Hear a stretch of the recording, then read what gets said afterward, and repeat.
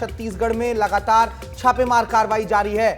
EOW की team ने निलंबित आईएएस अफसर समीर बिश्नोई, रानू साहू और सौम्या चौरसिया के छत्तीसगढ़, राजस्थान, बेंगलौर, झारखंड में कुल मिलाकर 17 ठिकानों पर दबिश दी है।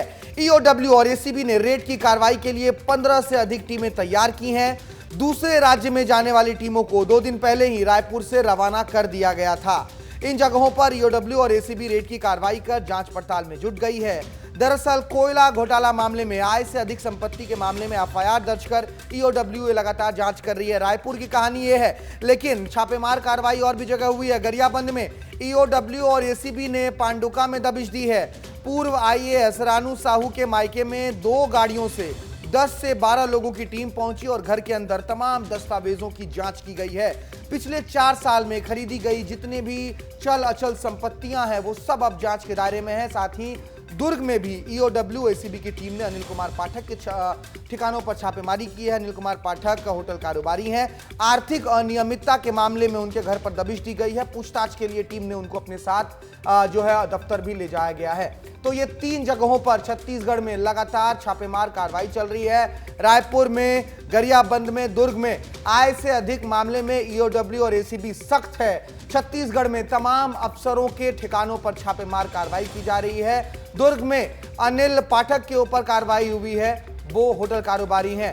रोहित मिश्रा मेरे सहयोगी रायपुर से मेरे साथ जुड़ गए हैं इस खबर पर। दिलीप शर्मा दुर्ग से मेरे साथ जुड़े हैं और दोनों का तारुफ कराते हैं। दोनों के पास चलेंगे एक एक करके। सबसे पहले दुर्ग पहुंचते हैं। दिलीप, दुर्ग में भी छापेमार कार्रवाई हुई है। अनिल के घर पर जो होटल कारोबारी बताया जा रहा है उनके घर पर छापा पड़ा है। अब तक स्थितियां क्या कुछ निकल कर आई हैं? किस वजह से छापा मारा गया? आर्थिक अनियमितता के कारण बताया जा रहा है। देखिए भारत, सबसे पहले मैं आपको ये बता दूं कि जो ईओडब्ल्यू और एसीबी की टीम थी अब वह अनिल पाठक के घर से निकल चुकी है। वो जो कार्रवाई थी वो पूरी हो चुकी है, लेकिन अपने साथ में जो एसीबी ईओडब्ल्यू की टीम है कई दस्तावेज लेके गए हैं।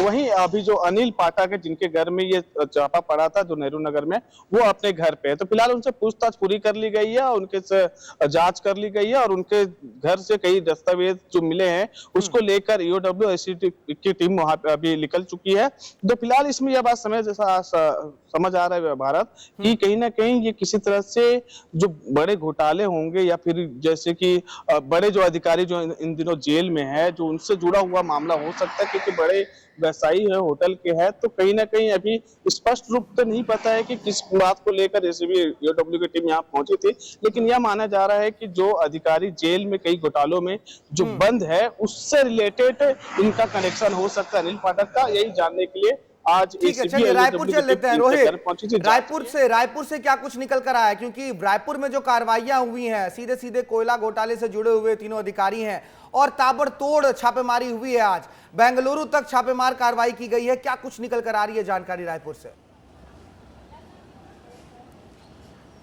बिल्कुल भारत, देखिए पहले इसकी जांच ईडी कर रहा था और ईडी की लंबी जांच चली थी, जिसके बाद में यहां छत्तीसगढ़ के तमाम ठिकानों पर दबिश दी गई थी और वहां तमाम तरीके से जो आरोप हैं वो लगे थे, जिसके बाद में अब ईओडब्ल्यू इस पर एक्शन ले रहा है और 2 जुलाई को आय से अधिक संपत्ति मामले को लेकर एफआईआर दर्ज की गई थी। सौम्या चौरसिया, रानू साहू और समीर बिश्नोई तीनों आईएएस हैं और तीनों अभी फिलहाल जेल में बंद है, लेकिन इनसे जुड़े हुए जो पारिवारिक संबंध के सदस्य हैं या फिर इनके दोस्त हैं, रिश्तेदार हैं, उन तमाम लोगों के ऊपर जो ये कार्रवाई है वो की गई थी। कोरबा पे खास करके कार्रवाई जो की गई, वहां पर जो बताया जा रहा है वो सौम्या चौरसिया की छोटी बहन का शादी वो कोरबा में हुआ था, तो इसलिए वहां पर जो दबिश है वो दी गई थी। जिसके अलावा भिलाई पे तो अभी दिलीप जी ने बता ही दिया। इसके अलावा रायगढ़ में बात की जाए तो रायगढ़ में जो नवनीत तिवारी हैं उनके यहाँ छापामारी कार्रवाई जो है वो की गई थी, लेकिन वो वहां पर नहीं मिले थे, तो ईओडब्ल्यू की टीम ने वहां पर नोटिस चस्पा किया और चस्पा करने के बाद रवाना हो गया। जिसके बाद गरियाबंद में, क्योंकि रानू साहू का ससुराल है पांडुका में, तो वहां पर छापेमारी कार्रवाई की गई। राजस्थान के अनूपगढ़ में भी कार्रवाई की गई थी और यहां पर